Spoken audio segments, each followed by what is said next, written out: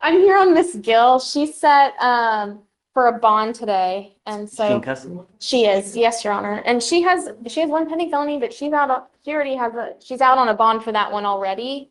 She just has no bond set in this case. I see bond sets. I see the FSGI is at 1,000. Yeah, Okay. I talked it to must have just gotten set. I don't know. Okay, is it a PR bond? No, it's a Okay. shirt.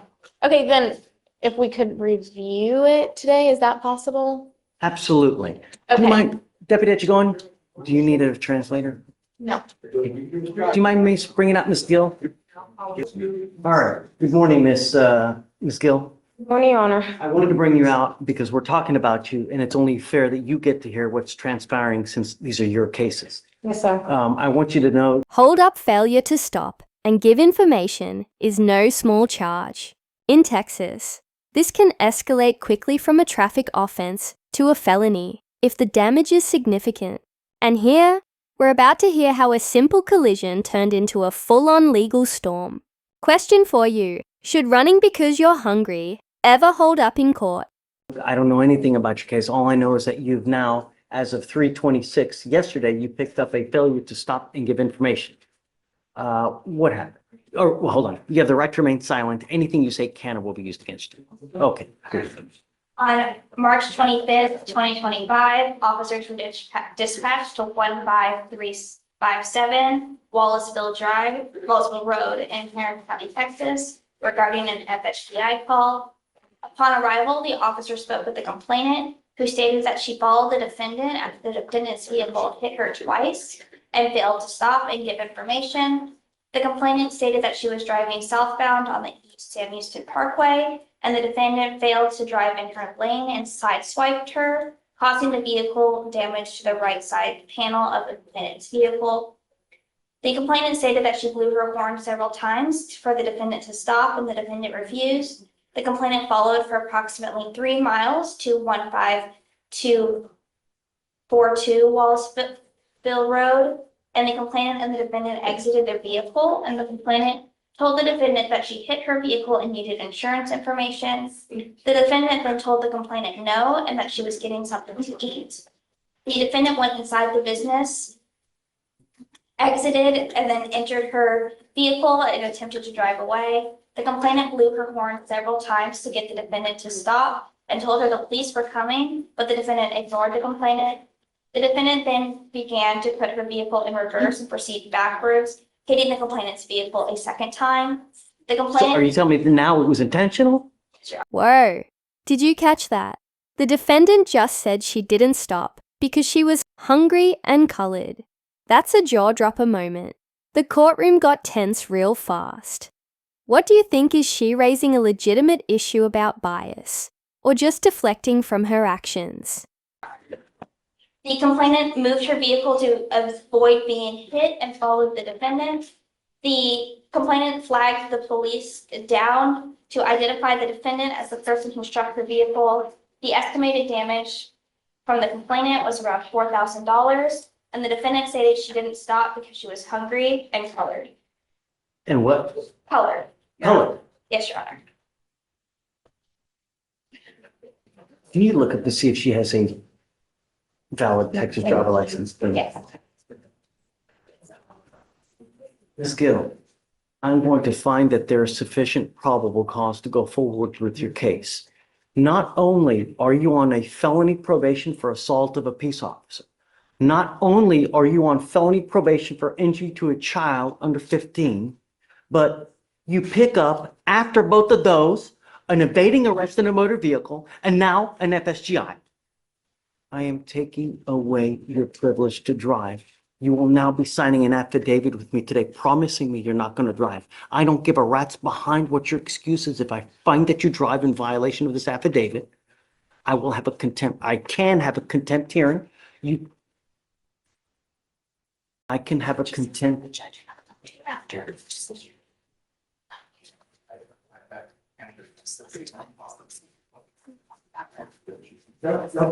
Finish. I'm so please. sorry. Finish.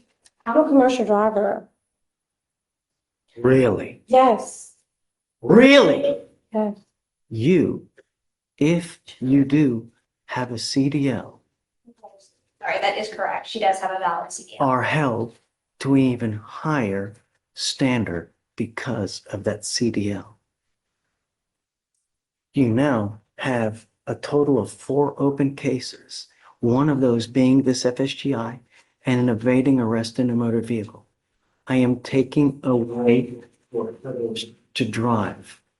If I find that you do, I can have a contempt hearing.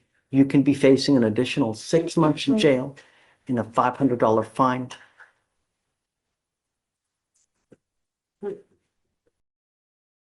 I truly am at a loss with the attitude. Okay. Truly. Okay. In this case here, not only do we have an FSGI, but it's also alleged that you backed up and hit the person intentionally. Because allegedly hungry and covered.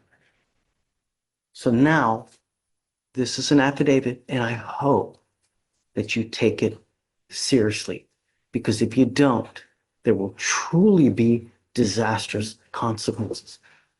Miss Gil, I want you to understand that I'm going to do everything in my power to protect my public at all costs. Do you understand? I understand you, Your Honor.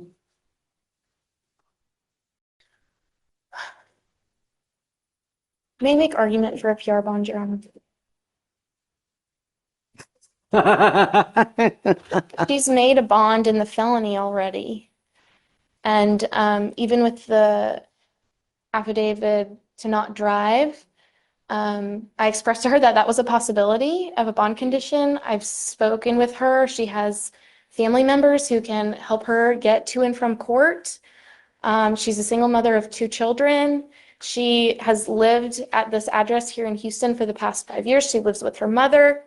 She lives with her younger brother. She has lived in Harris County her entire life. And she has, in these felonies, she's actually applied to be put in mental health court because during this incident and the felonies, she was unmedicated and she has a history of mental health diagnoses. And so as a client of the Harris County Public Defender's Office, we have every intention of getting her treatment for those mental health issues. But she's already made a bond in the felony, and she is willing to abide by any condition that this court will impose on her. It's down to the difference between $0 and $100. And So I appreciate your argument. She's technically, you are right on bond. My feeling is that these felony courts probably do not know that she is now. And here's the big takeaway. The judge is making it crystal clear. This case isn't just about one accident. It's about a pattern of dangerous behavior that puts the public at risk. But then the defendant brings up her struggles as a single mother, her trauma, and discrimination. Tough question. How much should personal hardship weigh against public safety in cases like this? Picked up this case yet. So I don't know what, if anything, they're going to do when they do discover this. I find, Ms. Goucher, right? Is that what Ms. Goucher? I really appreciate your argument going to bat for her, but I think with her demeanor, her attitude, her reckless and wanton action on the road, is that you are a danger to the public, and your bond is now set at 1,000, and I'm going to raise it to 5 because I think that you really are a danger to the public, and your attitude shows us and tells me that, hey, I'm going to do what I want to do, and that's it. And that's always, I mean, really, don't say it. how many people died this weekend on the road because of the reckless and wanton actions? All we want are our streets to be safe. You're not helping me, Your Honor. You're not helping Don't say me. anything. I'm struggling. I'm a single mom, and I've been struggling with the courts for years already, and I'm tired of this. okay? I was beat, okay, in front of my children, and I was thrown on the ground like an animal, okay? And I'm tired of this. I'm tired of all of this, okay? In front of my children have trauma, okay? And I have no insurance for the medication, and I have not been on the medication. I'm trying to get the insurance to get on the medication. Miss Gil, Okay. I understand that, but at some point, your actions become your own, right? You don't understand. I'm colored. You don't understand me. You don't understand me. If I was a different color, you would. And it's true. That's so It's not. so true. It's so true. And you know this. You know what I'm talking about. I call out discrimination when I see it on a daily basis, ma'am. I don't care who it is. I don't care what color. If they're a small farm animal, I don't care. I call it when I see it. The only thing, because I don't know them. The way I get to know them is paper. And they tell me what happens in the case. And from what I see here and what has transpired here within the last 10 minutes. Really? Officer Harris did not read me my rights.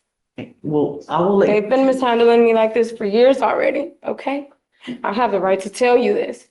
And I'm telling you, she did not read me my rights. She just shoved me behind the officer car. I did not get a voice to speak out anything. Yes. She just brought me to jail. You guys speak about that. I'll tell you, look, here's what I'm gonna do. I'm gonna leave your bond at $1,000 now. All right, I'm not gonna raise it to 5, but I can't continue to give you a PR bond. Terminated from employment too. Listen, Okay.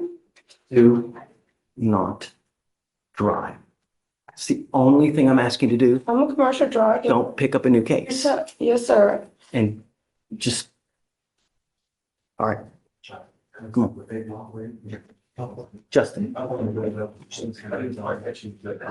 want you to leave because I know you've been waiting. Oh, no. I heard here, his appearance.